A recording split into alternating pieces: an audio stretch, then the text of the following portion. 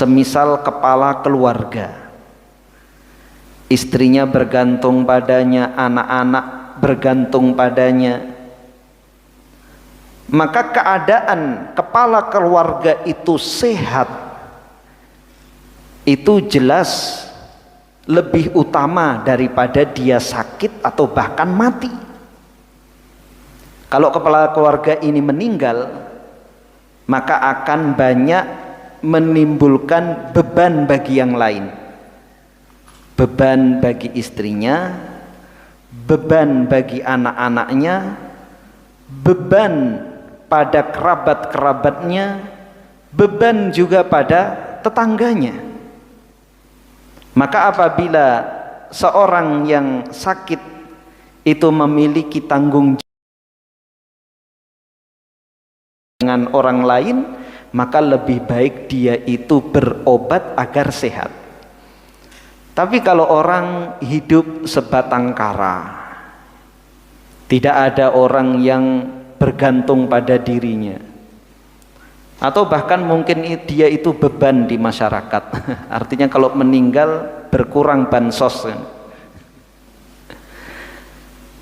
maka dia bersabar itu lebih baik. Maka semakin besar tanggung jawab orang, semisal kepala sekolah, ya, kepala suku, kepala negara, ulama yang dimanfaatkan darinya ilmu, maka dia sehat itu lebih utama.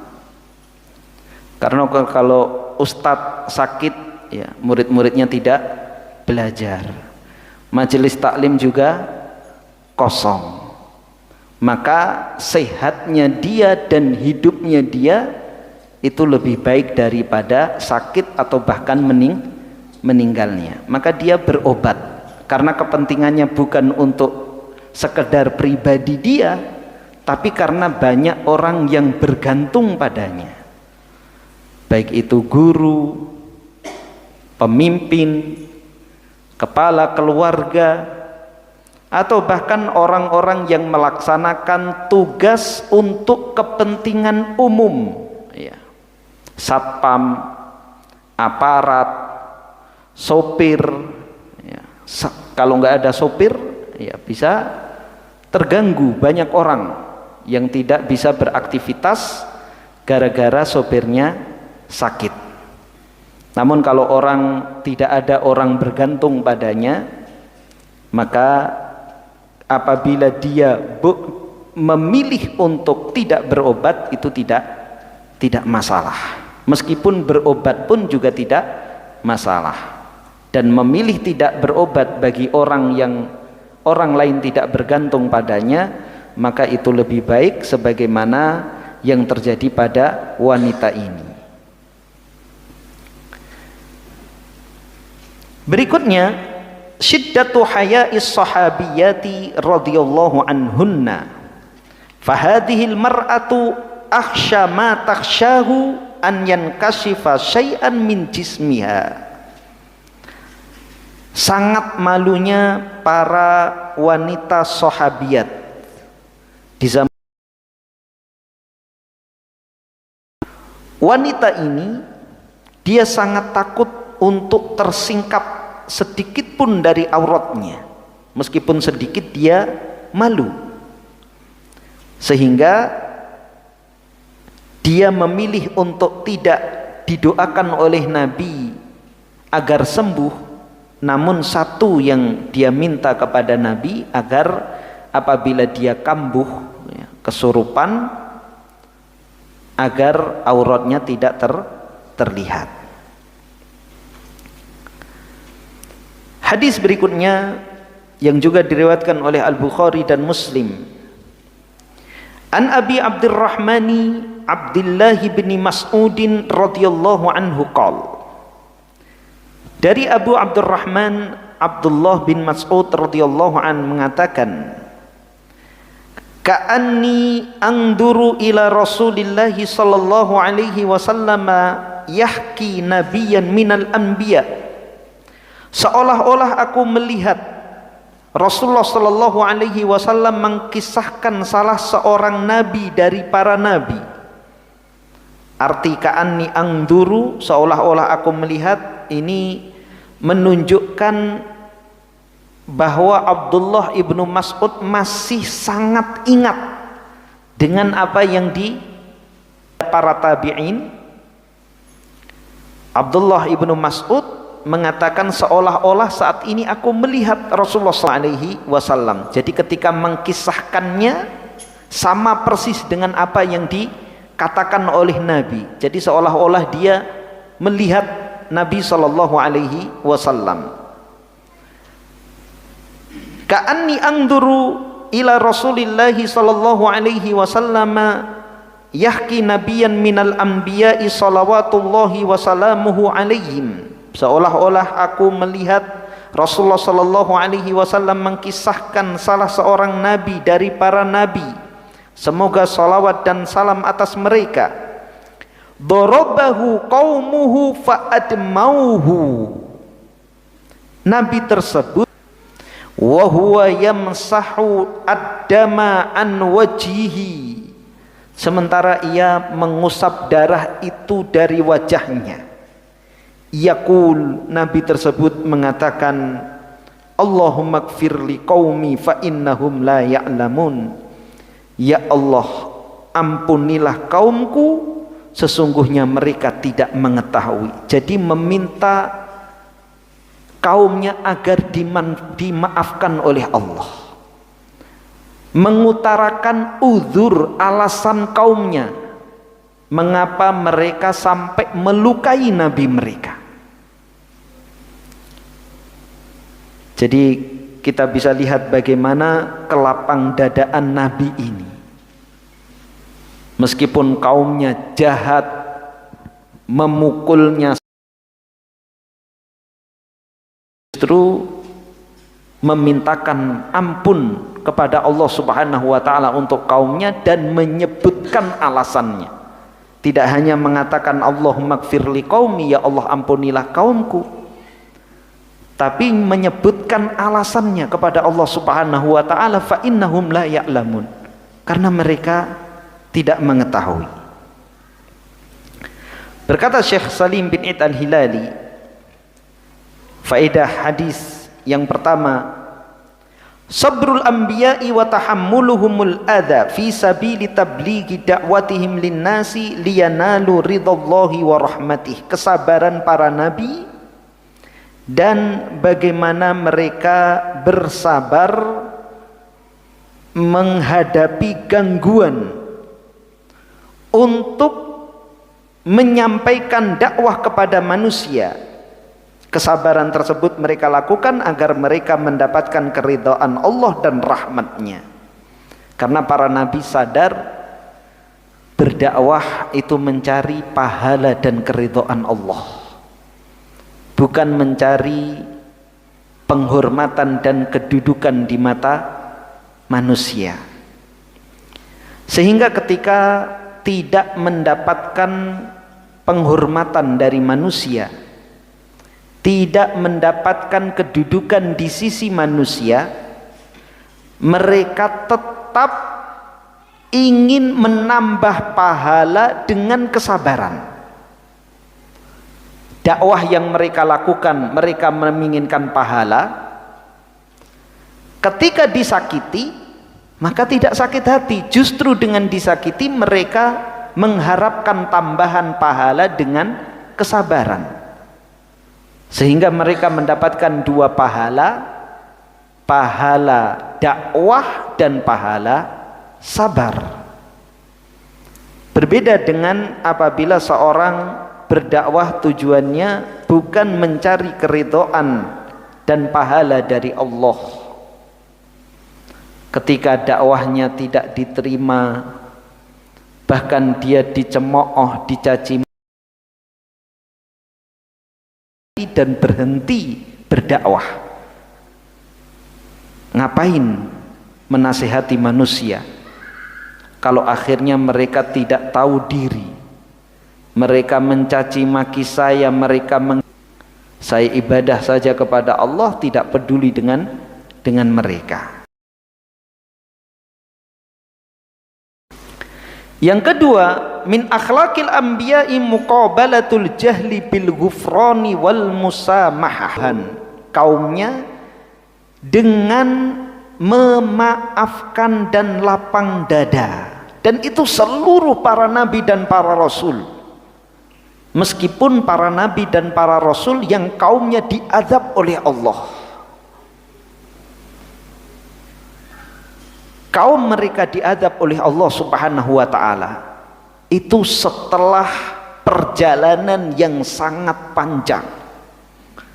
Kita lihat contohnya Nabi Nuh alaihi salam berdakwah selama 950 tahun. Itu bukan waktu yang sebentar, waktu yang sangat amat lama.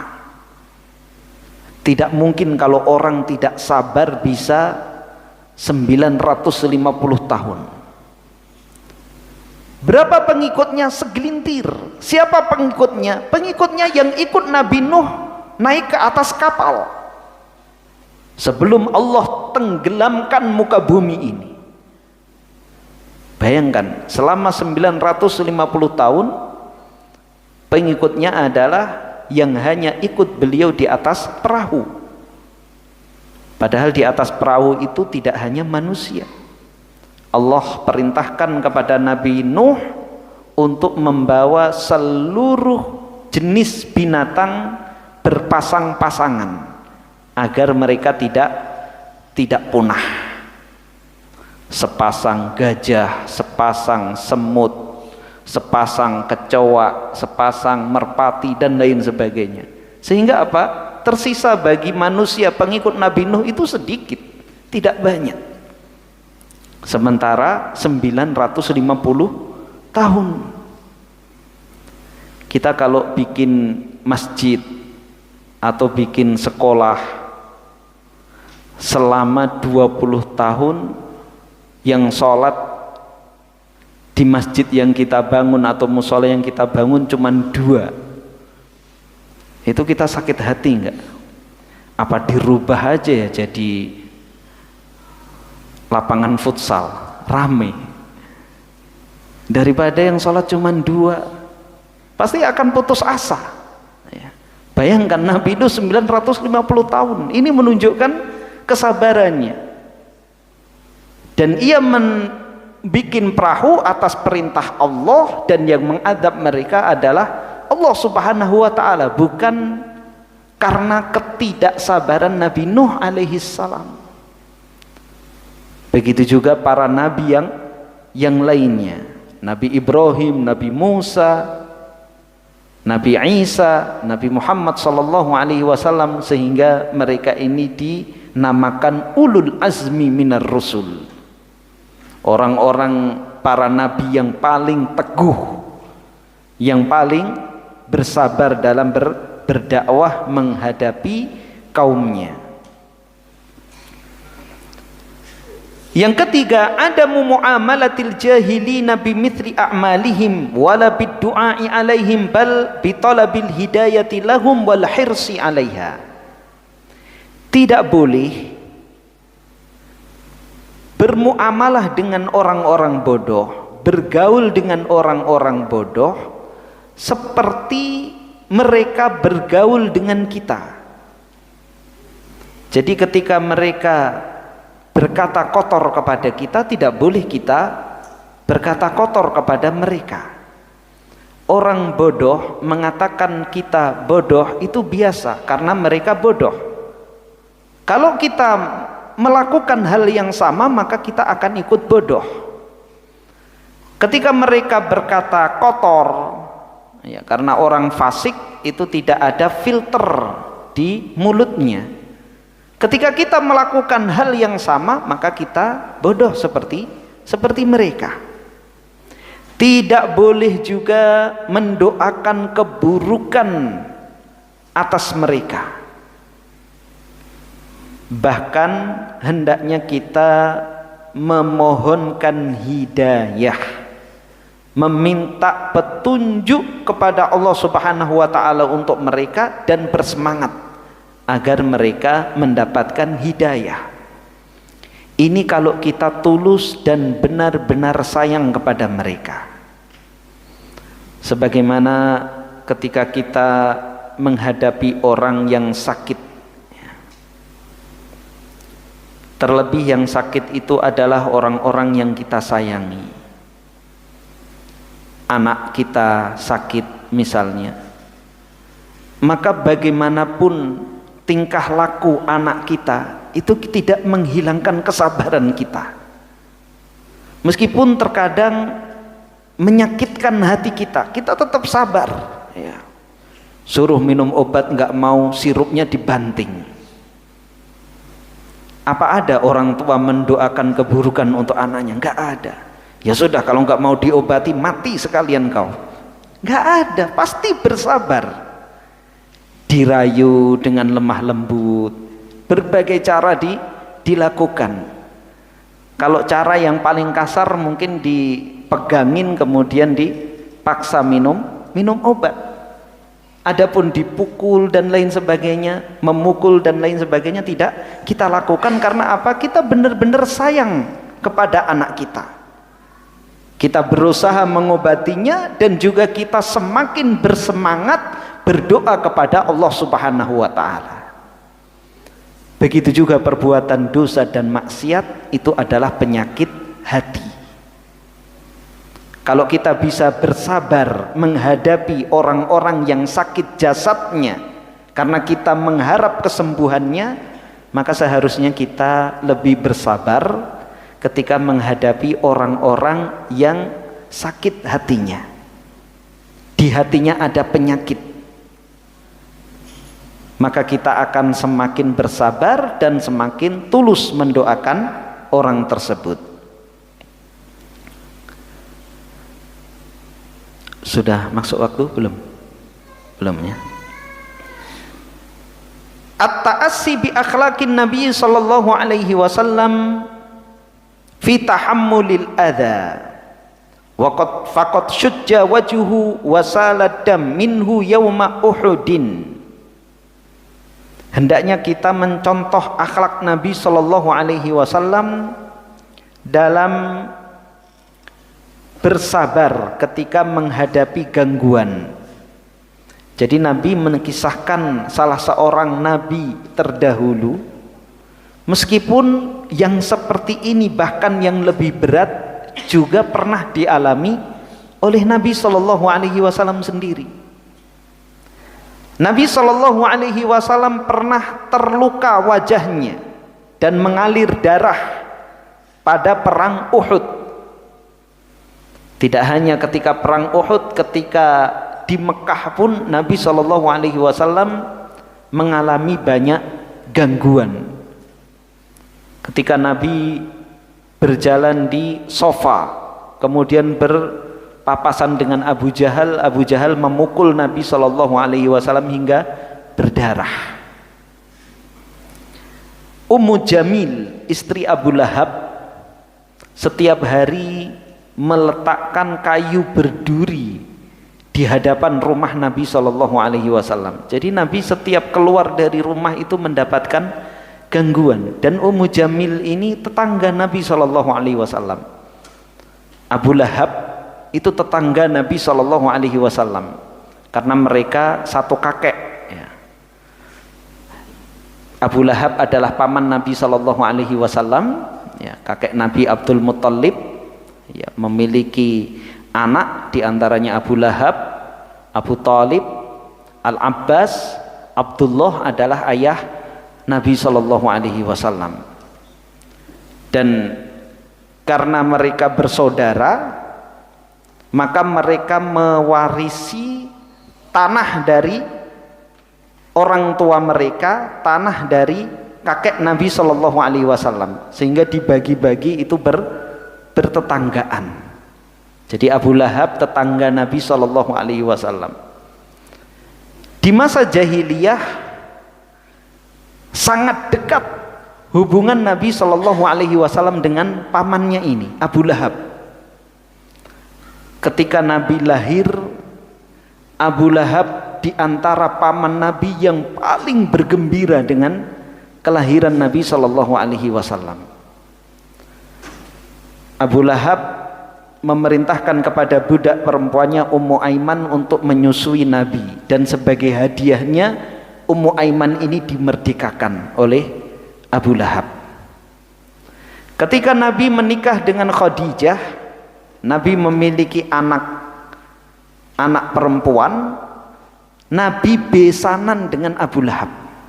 Jadi anak-anak Nabi di masa jahiliyah itu menikah dengan anak-anak Abu Lahab.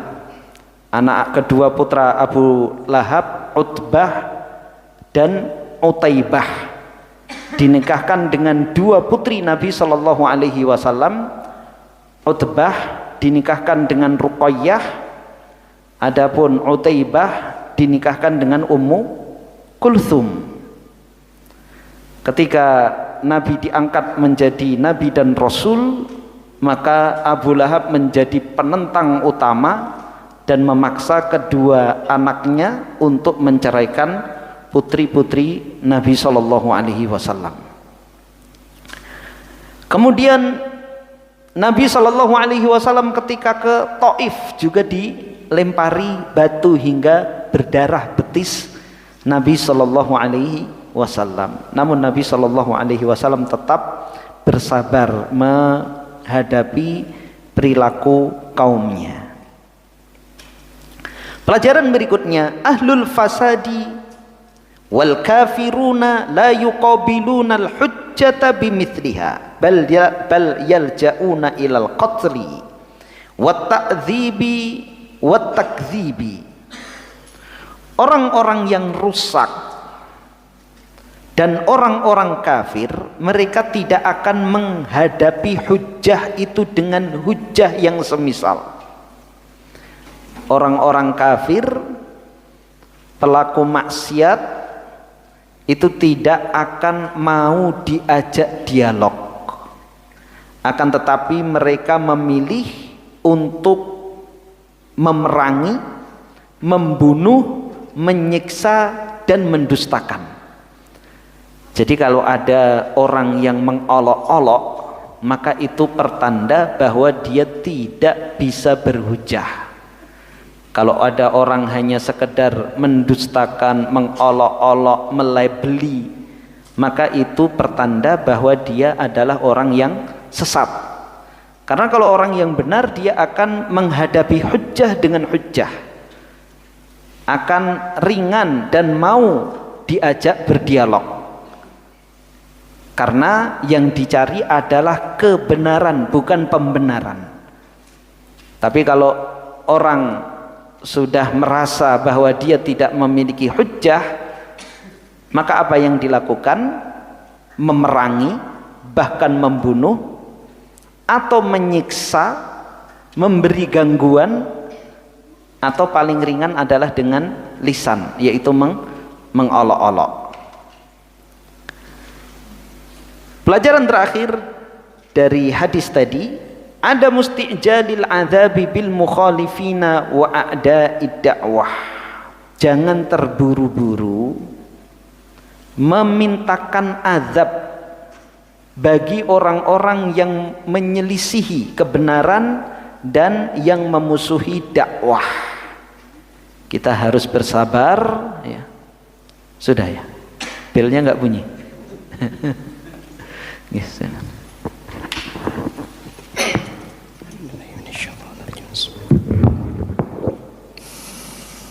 Allahu Akbar, Allahu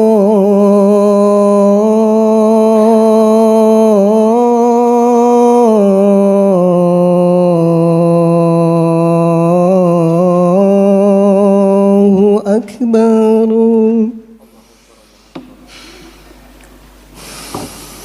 Allahu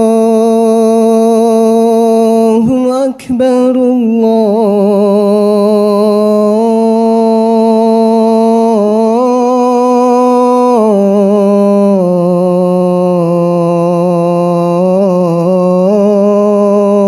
Akbar.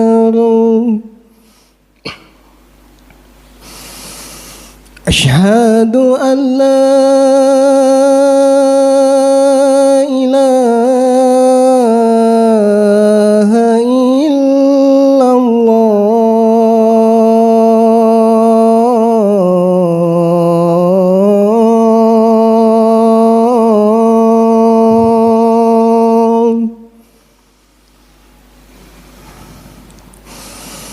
أشهد أن لا إله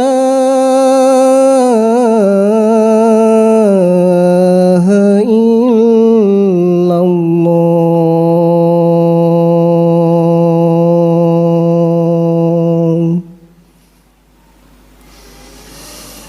أشهد أن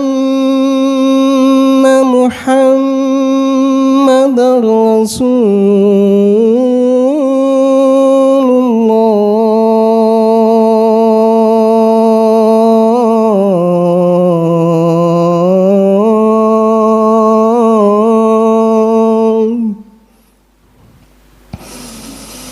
أشهد أن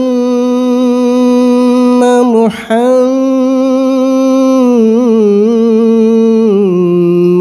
رسول حي على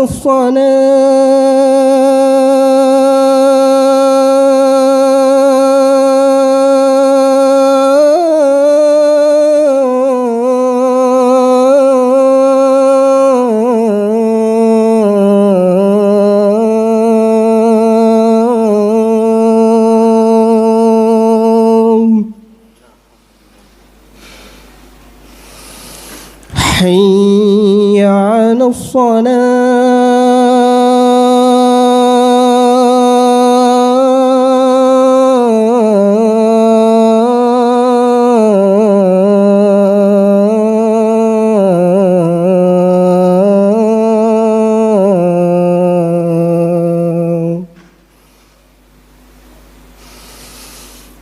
حي على الفلاح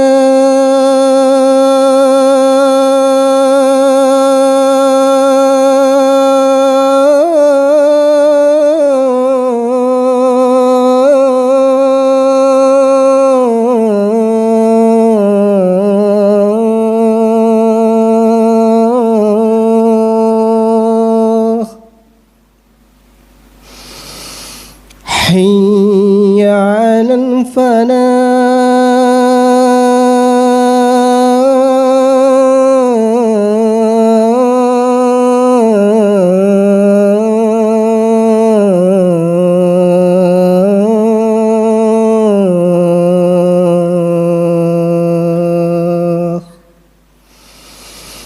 الله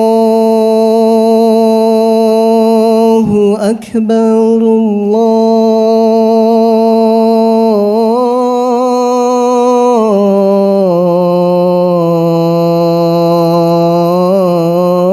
الله أكبر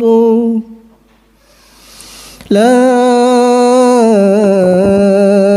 إله إلا الله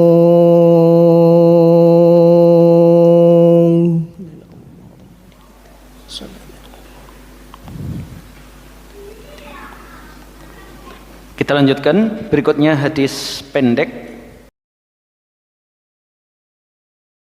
dari Abu Sa'id dan Abu Hurairah radhiyallahu anhuma, dari Nabi sallallahu alaihi wasallam bersabda, "Ma yusibul muslima min nasabin wala wasabin wala hammin wala hazanin wala adha wala ghammin hatta syaukah yushakuha illa kaffarallahu biha min khotoyahu." Tidaklah menimpa seorang muslim berupa rasa lelah, sakit, sedih, gangguan, gundah gulana, sampai pun duri yang menusuknya, melainkan dengan itu semuanya Allah Subhanahu wa taala akan menghapus kesalahan-kesalahannya. Langsung kita bacakan pelajaran-pelajaran yang disampaikan oleh Syekh Salim bin Id Al-Hilali. Yang pertama, al-mu'diyatu allati tusibul mu'mina tutahhiruhu minadz-dzunub. Seluruh gangguan yang menimpa seorang mukmin itu akan membersihkan dosa-dosanya. Aqallu ma yusibul abda min bala'id dunya kana kaffaratun lahu.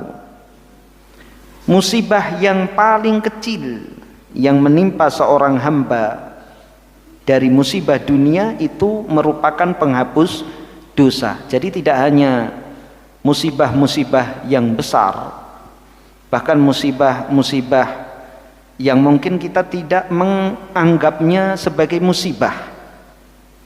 Rasa lelah, itu sering kita merasakan lelah dan kita tidak merasakan bahwa itu adalah musibah.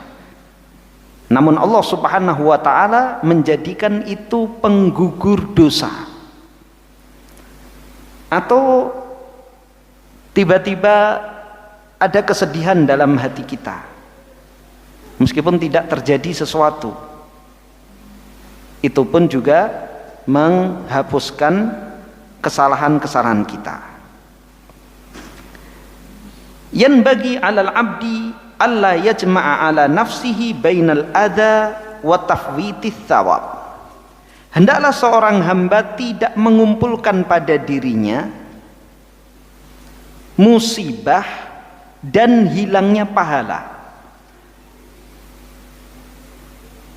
Musibah-musibah ini akan menjadi pahala kalau kita bersabar. Kalau kita tidak bersabar, maka kita hanya mendapatkan musibah dan tidak mendapatkan pahala, justru mendapatkan murka Allah Subhanahu wa ta'ala. Sebagaimana sabda Nabi sallallahu alaihi wasallam, innallaha ta'ala idza ahabba qauman ibtalahum faman radiya falahu ridha wa man sakhita falahu sukhtu. Sesungguhnya Allah Subhanahu wa ta'ala jika mencintai sebuah kaum, maka Allah akan menguji mereka. Maka barang siapa yang ridho dengan ujian Allah, ia akan mendapatkan keridhaan Allah. Dan barang siapa marah, tidak terima dengan musibah yang diberikan oleh Allah, maka Allah akan memurkainya. Karenanya pelajaran terakhir, Syekh Salim mengatakan, al-musabu man harumat thawab. Hakikat orang yang tertimpa musibah itu adalah orang yang terharamkan pahala. Musibah apapun yang menimpa seseorang, kalau akhirnya dia itu mendapatkan pahala, maka musibah itu tidak ada apa-apanya. Sebagaimana hadis yang kita bacakan pada pertemuan yang lalu, didatangkan seorang penghuni surga kelak di hari kiamat dari orang yang paling sengsara di dunia. Di dunia ini yang dia hadapi musibah terus, berpindah dari musibah ke musibah berikutnya. Musibah yang ada belum selesai, datang musibah yang lebih besar. Namun dia orang beriman. Kemudian dimasukkan sebentar ke dalam surga. Kemudian ditanya, apakah engkau pernah mengalami penderitaan? Maka dia menjawab, ya Allah, demi Allah, tidak pernah sedikit pun aku mengalami musibah. Jadi terlupakan semuanya musibah yang telah dia alami. Dan begitulah keadaan orang-orang yang sukses, ya. Gambarannya ketika di dunia ini orang merintis usaha dari nol, ya. Beberapa orang saya kenal, ya, di Banjar ini merintis dari nol, ya.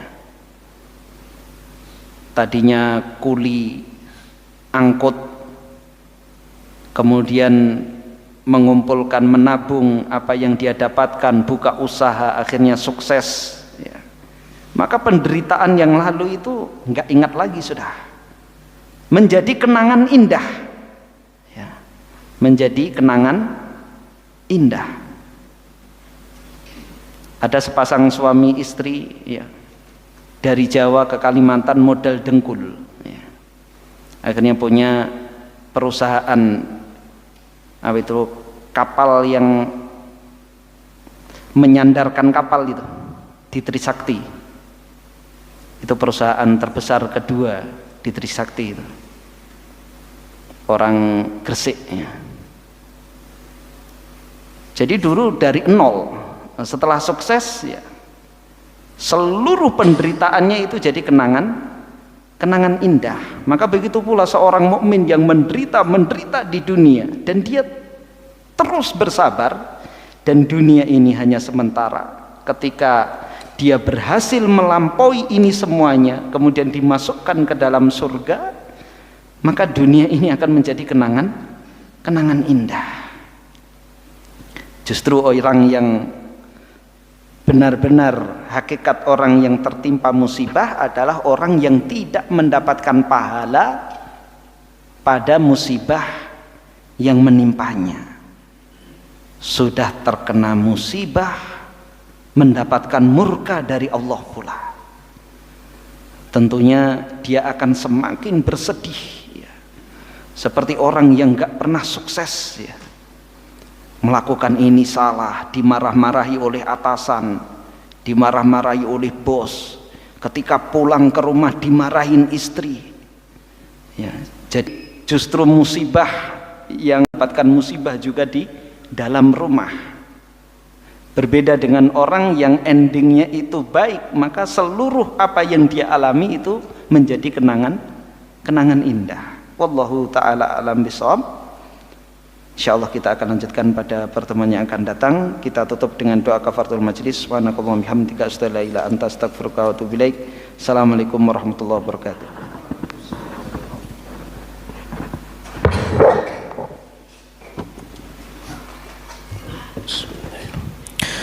Allahu Akbar, Allahu Akbar.